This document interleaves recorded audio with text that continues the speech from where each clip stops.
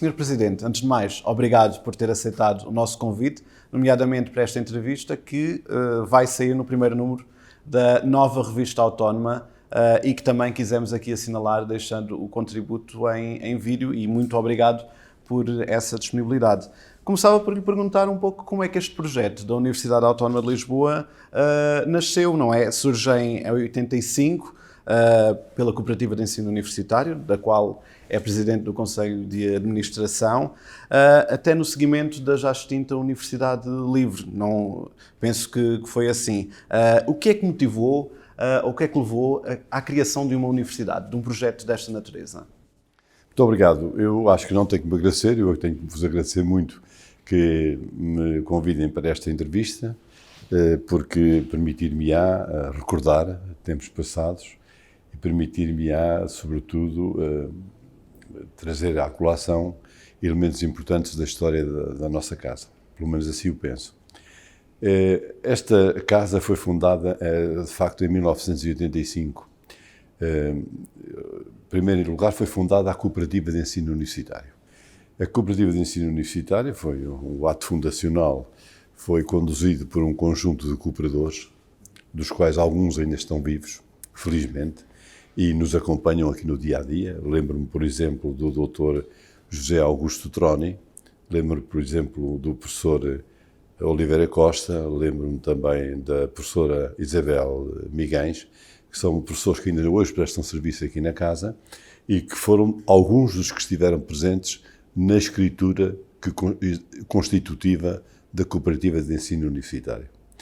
Recordo que entre várias pessoas que faziam parte desse grupo fundacional estava também o Dr. Justino Mendes de Almeida, que durante muitos anos foi aqui reitor, e também o Dr. Luís Arouca, que foi igualmente aqui reitor desta casa e presidente da cooperativa. E estava também o professor Franco Nogueira, que creio que foi o primeiro presidente da cooperativa, lugar que eu hoje ocupo. Foi fundada a cooperativa, e a Cooperativa de Ensino Universitário foi fundada justamente para constituir, para criar uma universidade. A Universidade Autónoma de Lisboa, Luís de Camões. Porquê? Porque a maior parte das pessoas que integravam esse grupo constitutivo prestavam serviço e exerciam a sua docência na Universidade Livre. A Universidade Livre, na altura, não foi considerada com condições para poder prosseguir o seu trabalho, por várias razões que eu desconheço. Eu, de facto, também ainda prestei serviço de docência na Universidade Livre, mas não fazia parte dos seus corpos dirigentes, portanto, não sei minimamente o que se passou. Sei que, em determinada altura, não foi considerado possível a Universidade Livre prosseguir a sua tarefa de ensino. E, nessa altura, muitos dos professores que constituíam ou que integravam a Universidade Livre decidiram constituir uma universidade. Aliás, para ser verdadeiro, não constituíram uma universidade. Criaram, então, na altura, 3 universidades distintas. Cooperativas distintas, criaram universidades distintas. Uma delas foi a Universidade Lusíada, que continua a existir aqui em Lisboa. Depois, outro grupo de professores, sobretudo liderado pelo professor Franco Nogueira, pelo professor Arouca e pelo professor Justino Mendes de Almeida, criaram a Universidade Autónoma de Lisboa, Luís de Camões, e um outro conjunto de professores criou a que ainda hoje existe, e bem, que se chama Universidade Portucalense. Foi a Cooperativa Portucalense que criou a Universidade Portucalense. Portanto, da Universidade Livre de Lisboa, que foi na altura extinta, surgiram 3 universidades, da origem a 3 universidades. No fundo, de certa forma, a necessidade de criar estas universidades resultou do facto de que era preciso colocar os alunos que frequentavam a Universidade Livre. Ora, se os alunos frequentavam a Universidade Livre e se o governo não ia permitir a continuidade da Universidade Livre, era necessário arranjar maneira de esses alunos serem colocados em universidades onde pudessem prosseguir os seus estudos. E foi daí que resultou, digamos, uma certa abertura do governo para a criação de novas universidades, no caso concreto, estas 3. A Universidade Autónoma de Lisboa criou-se nessa altura, desde logo, graças também à intervenção, sobretudo, mas não só, mas sobretudo do professor Franco Nogueira, foi possível chegar a acordo com os proprietários deste palácio, onde a universidade se veio a instalar. Este palácio é hoje, e desde essa altura, é propriedade da Cooperativa de Ensino Universitário. Portanto, no fundo, isto resultou de uma necessidade dos alunos da LIVRE e de uma afirmação dos docentes da LIVRE que quiseram constituir uma universidade e não quiseram integrar a Universidade de Lusíada. Portanto, houve aqui uma clara separação entre os que foram para a Universidade de Lusíada e aqueles que ficaram na Universidade Autónoma. E só por uma questão de curiosidade, porque penso que os cooperantes na fase inicial eram bastantes. Muitos. O número de cooperadores era muito grande, ultrapassava largamente a centena. Eu lembro-me que na altura fui convidado, na altura em que se fazia a transição da Universidade Livre para a Universidade Autónoma, eu fui convidado pelo professor Luís Aroca, que foi reitor e presidente do Conselho de Administração, fui convidado a integrar esse grupo de cooperadores que estavam a fundar a Universidade Autónoma. Lembro-me de ele me ter convidado, lembro-me de ter aceito o convite, que aliás muito me honrou, e não estive muito ligado logo no início ao grupo fundacional, porque esse grupo fundacional era aquele que já estava a trabalhar há algum tempo com o professor Luís Aroca no sentido de constituir a cooperativa e fundar a universidade, mas lembro-me desde o início fazer parte aqui deste grupo fundador. Sou cooperador, não sou dos mais antigos, até diga-se de passagem que o mais antigo cooperador ainda vivo neste momento é o professor José Augusto Troni. Mas são aqui décadas de muita história e de muitas fases também na mudança, nas transformações do próprio ensino superior em Portugal. E certamente que o processo de Bolonha terá sido uma das grandes implementações nestas décadas. Considera que se traduziu uma mais-valia para o ensino superior ou que, de certa forma, pode ter comprometido a qualidade do ensino? Sabemos que hoje em dia há muitas pessoas que defendem os dois lados. Sim, há quem conteste o processo de Bolonha e há quem considere muito útil o processo de Bolonha na medida em que permitiu conceder o grau de licenciado e depois de mestre e até de doutor a muito mais pessoas do que era possível antes do processo de Bolonha. Devo dizer que no início a universidade baseava-se nos princípios estatuídos pelo governo e pelas disposições legais em vigor e normalmente os cursos todos tinham 5 anos de duração. Este curso de Ciências da Comunicação, por exemplo, foi criado na altura com um curso com uma duração de 5 anos. A entrada em vigor do processo de Bolonha, que é uma iniciativa também da União Europeia, fez com que os cursos reduzissem na sua duração, mas fez com que mais pessoas pudessem aceder ao ensino superior universitário. Portanto, neste momento, eu acho que mais do que saber se o melhor era pré-Bolonha ou se é o pós-Bolonha, o que é mais importante é afirmar o pós-Bolonha e fazer com que ele seja cada vez mais exigente, que ele seja mais rigoroso e que as pessoas que daqui saem com o curso pós-Bolonha agora sejam cada vez mais competentes. Isso é o que verdadeiramente importa. Porque eu não sou muito partidário de estar sempre a falar da água que já correu debaixo da ponte. Importa é estarmos atentos aos movimentos da sociedade, por forma que nós possamos, enquanto universidade, responder justamente a esses movimentos e a essas mudanças. Muito bem. Numa entrevista em 2014, referiu que gostaria que houvesse uma maior compreensão por parte das entidades públicas em relação ao ensino superior privado. No seu entender, ainda o ensino superior privado ainda se sente desvalorizado? De certa forma, custa-me um pouco dizer isto, mas acho que o ensino superior privado continua a ser o filho de um Deus menor. De facto, nós temos menos condições do que o ensino superior público. Desde logo, o ensino superior público tem um apoio financeiro lógico, perfeitamente compreensível, da parte do Estado, que o ensino superior privado não tem. Mas, para além disso, o modo como nós nos vemos tratados pelas instituições é um modo que, de certa forma, nos discrimina.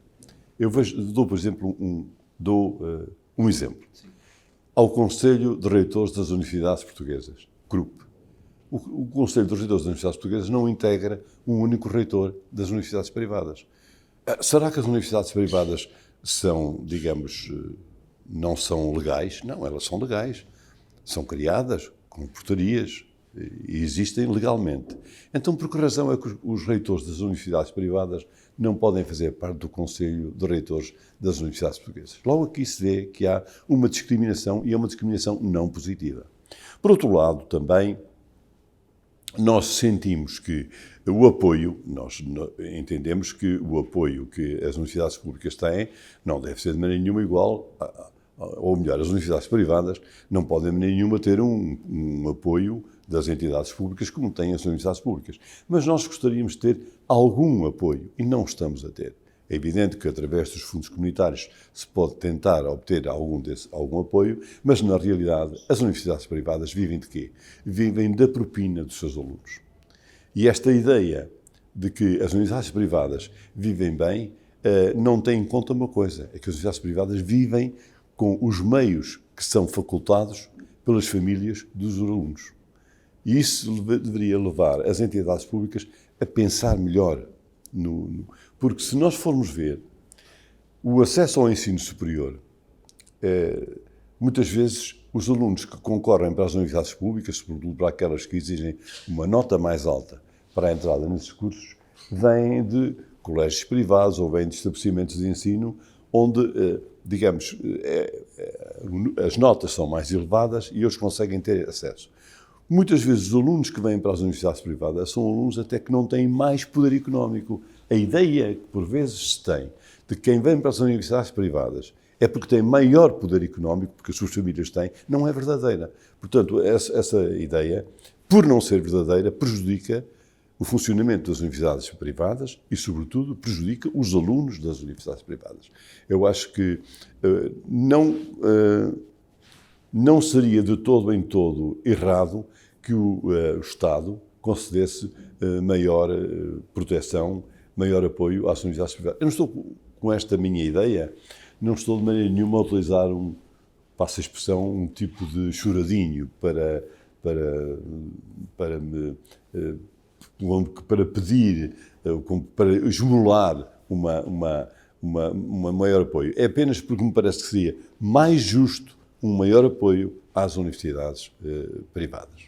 Nos últimos anos têm sido também traçadas várias abordagens para o ensino superior, ou aquilo que deveria ser o ensino superior. O Sr. Presidente vê e pensa o ensino superior numa linha mais teórica ou numa ótica mais de proximidade ao mercado de trabalho, numa vertente mais laboral, prática do ensino? Eu acho que há espaço para as duas situações. Há e deve haver nas universidades e nos politécnicos espaço para as duas áreas. Nós, por exemplo, aqui na Cooperativa de Ensino Universitário, hoje em dia já temos os dois tipos de ensino, o universitário e o politécnico.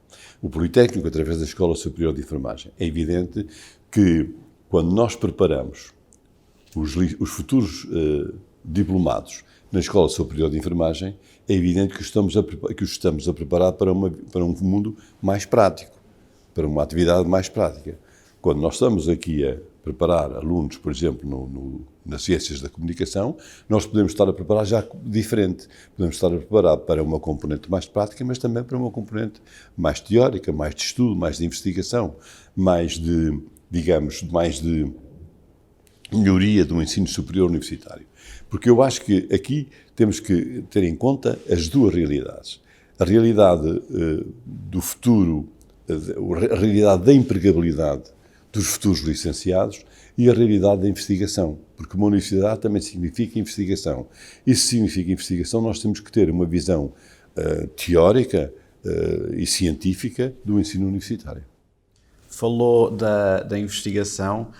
Muitos relatos de docentes dizem que hoje a universidade está cada vez mais direcionada para a investigação, em que os docentes são muitas vezes obrigados a cumprir rácios de publicação ou de participação em congressos, em atividades científicas. Podemos dizer que esta exigência na investigação pode desvalorizar ou que está a desvalorizar a atividade de docente na sala de aula? Não, eu não vejo dessa maneira, porque a atividade de investigação é essencial para o docente. O que nós entendemos é que o próprio sistema de ensino português hoje faz exigências muito grandes no que respeita à investigação. Basta ver-se que a A3ES, que é a entidade reguladora do ensino superior em Portugal, normalmente não concede o grau de doutor aos estabelecimentos de ensino nos cursos em que não haja um centro de investigação com a classificação de muito bom ou excelente. Logo aqui se vê que a investigação é essencial. E não é só a investigação, é a investigação com a classificação de muito bom ou excelente. Portanto, para que isso possa suceder, o investigador tem que investigar e tem que publicar e tem que ensinar. Portanto, eu acho que quando se põe a investigação versus docência, está-se a pôr o problema num campo errado. A docência carece da investigação. E a investigação só se complementa com a docência, porque nós fazemos investigação para alguma coisa, para investigar, para descobrir novos mundos, descobrir novas teorias, para descobrir novos caminhos, mas também para depois esses caminhos serem ensinados. Portanto, eu acho que não podemos, de maneira nenhuma, colocar-nos na posição de investigação versus docência. A investigação contribui para uma melhor docência. Tem que haver, portanto, uma complementaridade das duas áreas. Muita complementaridade. E ainda a propósito do que disse, que se pode pensar que não haja possibilidade dos docentes dedicarem mais tempo à docência por causa da investigação, nós também temos vindo a preparar as coisas por forma a que assim não seja. Os docentes têm um determinado número de horas de docência e têm que ter também um determinado número de horas de investigação. Mas, no fundo, o que nós fizemos foi, o que antigamente era só docência, nós retirámos algumas dessas horas aos docentes, horas de docência, para que eles se possam dedicar à investigação. Muito bem. Ao longo dos anos, também se estabeleceram bastantes programas de cooperação internacional. O mais célebre é o programa Erasmus, que todos conhecemos. Estamos perante uma universidade cada vez mais internacional. Podemos dizer também que a Autónoma também já está afirmada no contexto internacional. Nós gostaríamos de estar mais, de ter uma afirmação mais valiosa no domínio internacional. Nós, de facto, entendemos que a internacionalização é essencial e é, de facto, uma das vias que nós pretendemos seguir no futuro. No nosso plano estratégico, a internacionalização tem um lugar-chave. Como é que nós podemos prosseguir essa internacionalização? Não só através de um programa como o Erasmus, mas, sobretudo, através de protocolos, de acordos e de trabalhos conjuntos com outras universidades.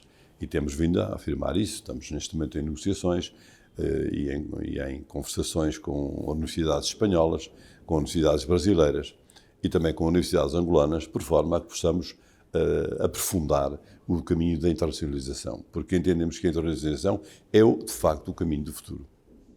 Claro. Aqui na Autónoma, lecionou cadeiras de História Contemporânea. Sente saudades de ser professor e do contacto com os alunos? Sinto saudades, desde logo, porque isso significa que me faz recordar tempos do passado e, portanto, em que eu era mais novo e podia dedicar-me também ao ensino. Eu ensinei aqui História das Ideias Políticas no curso de Ciências da Comunicação durante vários anos.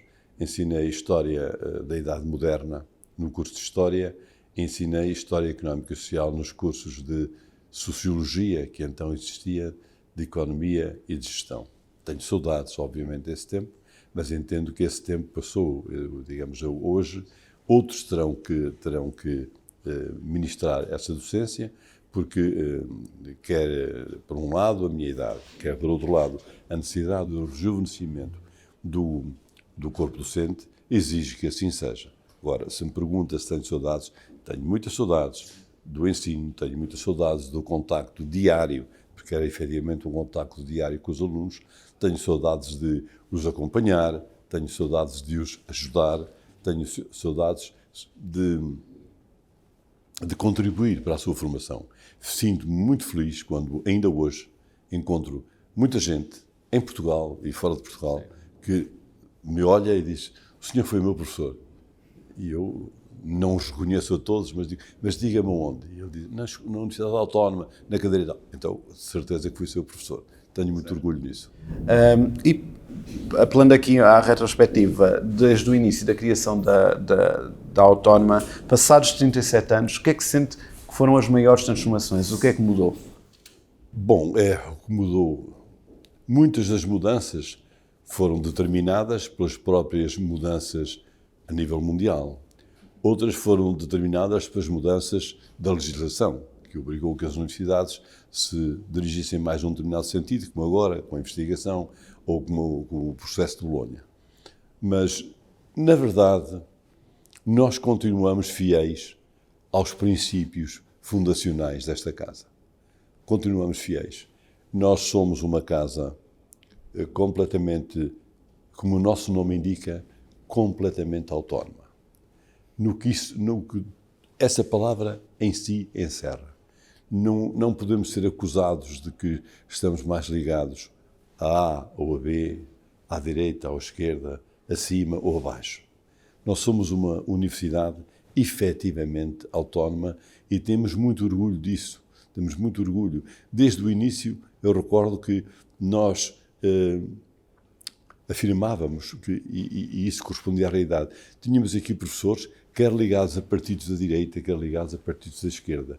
E nós com todos convivíamos e convivemos e conviveremos no futuro com este princípio de autonomia e liberdade. Os nossos alunos são alunos livres, a nossa casa é uma casa autónoma e livre. Hoje somos confrontados com vários episódios que nos remetem para o passado. A guerra, os populismos emergentes. Para um historiador, como o Sr. Presidente, sente que a história é cíclica e repetitiva? Bom, eu não acho que a história seja cíclica e repetitiva, mas há fenómenos que se repetem. Há situações que são repetíveis e que, efetivamente, assim são. Nós, neste momento, estamos confrontados, de facto, com uma afirmação cada vez mais forte dos populismos. Mas para isso também conduz o quê? A própria vivência do mundo e a própria situação das populações. Repare que hoje temos uma sociedade livre, efetivamente livre, e que eu não antevejo quaisquer riscos para uma sociedade livre como a nossa. Recordo que, por exemplo, hoje, concretamente o dia de hoje em que estamos a fazer esta entrevista, hoje é o dia 25 de novembro. E foi um dia importante para a democracia portuguesa. Dir-se-á, o 25 de novembro foi a antítese ou foi a oposição ao 25 de abril? Não. O 25 de novembro, no qual eu participei ativamente, o 25 de novembro, porque na altura eu era militar e participei ativamente no 25 de novembro, o 25 de novembro foi a afirmação e a confirmação do 25 de abril. Eu acho que nós o que temos que seguir é um princípio do respeito escrupuloso pelo cidadão, o respeito escrupuloso pelos direitos humanos e o respeito escrupuloso por um regime democrático. E assim sendo, eu acho que não devemos recear os populismos, venham eles de onde vierem. Muito bem. Propunha-lhe agora um exercício. Entra numa livraria. Aquilo que vai à procura automaticamente são livros de história? Normalmente vou à procura de livros de história, fundamentalmente biografias, mas também livros de história. Recentemente comprei, por uma questão de curiosidade, aquele livro recentemente publicado por José Milhazes, Uma Breve História da Rússia. Mas os livros que eu normalmente procuro com mais cuidado são aqueles livros que referem vidas de pessoas que efetivamente contribuíram de alguma forma para o mundo tal como nós hoje o vivemos. Se pudesse olhar para as estantes da minha biblioteca, veria que a esmagadora maioria dos livros que eu lá tenho neste momento, para além dos livros de história e de estudo fundamentais para o estudo que eu fiz e para as aulas que eu dava, hoje são fundamentalmente biografias, sejam do Obama, sejam do Kennedy, sejam do António Guterres, sejam do Balsemão, quer dizer, coisas que contribuem para que eu possa conhecer melhor a vida de outras pessoas vivas, ou que já não são vivas, mas que contribuíram de alguma forma para o mundo tal como nós hoje o vivemos. Quem é que são, então, as personalidades que mais admira? A personalidade que eu mais admiro foi aquela personalidade com quem eu trabalhei diretamente, é o Presidente António Ramalhianos. É a personalidade viva que eu mais admiro. Foi, se não estou em erro... Fui chefe de gabinete do Presidente Ramalhianos, fui assessor dele e tenho uma grande amizade, uma grande estima, mas sobretudo um grande respeito e uma grande admiração pelo presidente António Ramalhianos. Mas outras pessoas eu admiro, como por exemplo Winston Churchill, pessoas que já foram do passado, mas que eu admiro, que são pessoas que, lá está, contribuíram de alguma forma para o mundo se aperfeiçoar, contribuíram de alguma forma para que nós nos possamos, enquanto nação e enquanto mundo, afirmar. No seu percurso aqui na Autónoma, fundou também o Departamento de Ciências da Comunicação, do qual foi diretor em vários períodos. Que memórias é que guarda desta experiência em concreto do Departamento de Ciências da Comunicação? Guardo muito boas memórias, desde logo da fundação e da pessoa que me ajudou muito a fundar este curso, um grande amigo, já falecido, mas pai de um atual professor do curso de Ciências da Comunicação, o João Soares Louro, que me ajudou muito a fundar este curso. E depois lembro-me de outras pessoas que connosco colaboraram no curso, afirmando no início da sua caminhada. O Mário Figueiredo, recordo bem, o Mário Figueiredo que nos ajudou muito. Recordo a Teresa de Sousa, que esteve cá também connosco. Recordo tantos outros, o Sena Santos, tantos outros ilustres jornalistas e ilustres portugueses que colaboraram aqui connosco na fundação e na afirmação do curso. O professor Sanchez Bravo, que durante muito tempo foi subdiretor e depois mesmo diretor do curso de Ciências da Comunicação, tudo pessoas que contribuíram muitíssimo para a afirmação do curso. O curso que hoje é dirigido pelo Dr. Reginaldo Almeida, que é meu vice-presidente no Conselho de Administração e que é uma pessoa que comigo trabalha desde praticamente a fundação da Universidade. Uma pessoa que eu muito respeito e que entendo que é de facto o elemento dinamizador, o elemento catalisador, o elemento que mais contribui para o sucesso da Universidade Autónoma de Lisboa e da Cooperativa de Ensino Universitário.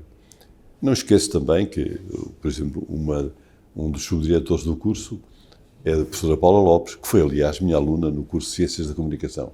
Eu tenho muito orgulho em ter dirigido o curso de Ciências da Comunicação, em ter sido professor do curso de Ciências da Comunicação e acho que o curso de Ciências da Comunicação se está a afirmar. Começou por ser um curso de licenciatura, passou a ter, passados alguns tempos, o mestrado, tem neste momento o grau de doutor e eu acho que o curso de Ciências da Comunicação continua a afirmar-se fortemente no universo das universidades portuguesas e dos cursos de comunicação social. Foram certamente anos de muitas transformações. Atualmente, as instituições de ensino superior deparam-se com grandes desafios, como o incentivo à investigação, como já aqui falámos, a atualização de métodos de ensino-aprendizagem, a internacionalização. No seu entender, quais é que são os grandes desafios que estas instituições enfrentam nos dias de hoje? Em primeiro lugar, o primeiro grande desafio é o de consolidar aquilo que atingiram até agora. Nós, por exemplo, no nível da Universidade Autónoma de Lisboa, atingimos um determinado estádio, atingimos um determinado desenvolvimento, atingimos uma determinada afirmação no âmbito das universidades portuguesas e nós temos primeiro que consolidar aquilo que atingimos. Depois temos que nos desenvolver no sentido de internacionalizar. É um facto. Mas temos também que nos desenvolver no sentido de captar mais alunos. Captar mais alunos, sobretudo, entre aqueles que vêm do ensino secundário. Porque são esses que vivificam a universidade, são eles que dinamizam a universidade, são eles que a fazem viver. Sobretudo esses. E temos que contribuir também para alargar a nossa oferta formativa.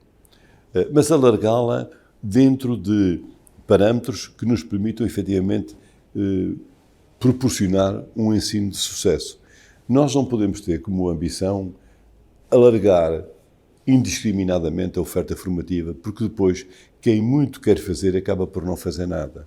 Entendemos é que nos devemos alargar a oferta formativa naqueles domínios em que nós, efetivamente, já somos capazes de fazer uma boa formação e já somos capazes de ministrar um bom ensino. Não é alargar indiscriminadamente o ensino que ministramos aqui na Universidade. Um outro domínio no qual nós temos também que apostar é o domínio da melhoria das nossas instalações. A melhoria das instalações é essencial. Nós temos como instalação essencial aqui dos cursos o Palácio dos Condes de Redondo, que é um edifício emblemático de Portugal, ou melhor, de Lisboa, de Portugal e da nossa história, uma vez que neste palácio onde nós agora ministramos ensino, viveu acidentalmente a Rainha Dona Catarina de Bragança, antes de estar concluído o palácio para onde ela devia ir viver, que é o Paço da Rainha, onde hoje é a Academia Militar. Ela viveu aqui, é o Palácio dos Condes de Redondo. A história, não está bem a história, mas a tradição diz que aqui terá também vivido Luís de Camões, acidentalmente, porque ele seria protegido pelos Condes do Redondo, mas a verdade é que é um palácio que está ligado à restauração da independência e está ligado a um passado ilustre da nossa cidade de Lisboa e do nosso país.